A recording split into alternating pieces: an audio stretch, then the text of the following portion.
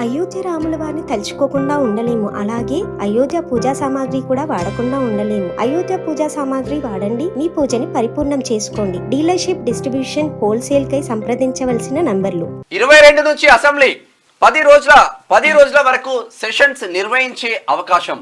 Assembly budget సమావేశాలు ఈ నెల 22 నుంచి ప్రారంభమయ్యే అవకాశం ఉంది. లోక్సభ ఎన్నికలకు ముందు కేంద్ర ప్రభుత్వం ఓటాన్ అకౌంట్ బడ్జెట్ ప్రవేశపెట్టడంతో రాష్ట్రంలో కూడా ఓటాన్ అకౌంట్ బడ్జెట్ ప్రవేశపెట్టారు.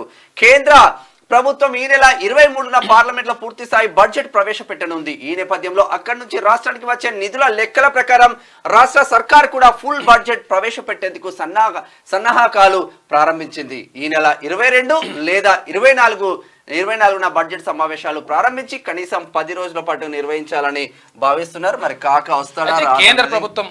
కేంద్ర ప్రభుత్వం ఇప్పటికే ప్రకటించింది ఈ నెల 22 నుంచి బడ్జెట్ సమావేశాలు అంటే బడ్జెట్ ప్రవేశపెట్టాలని, 23 తారీఖు బడ్జెట్ ప్రవేశపెట్టాలని, ఆ సమావేశాలని ఈ నెల 22 నుంచి ప్రారంభించాలని చెప్పేసి కేంద్ర ప్రభుత్వం ఇప్పటికే ప్రకటించింది. ఈ నేపథ్యంలో కేంద్రం నుంచి మనకి ఎంత వస్తాయి, మన రాష్ట్రానికి వాటా ఎంత వస్తుంది, దాని ప్రకారం ఎక్కడెక్కడ ఏ రంగానికి ఎంత కేటాయించవచ్చు అనే విషయం పైన కొంతవరకు క్లారిటీ వచ్చే అవకాశం ఉంది.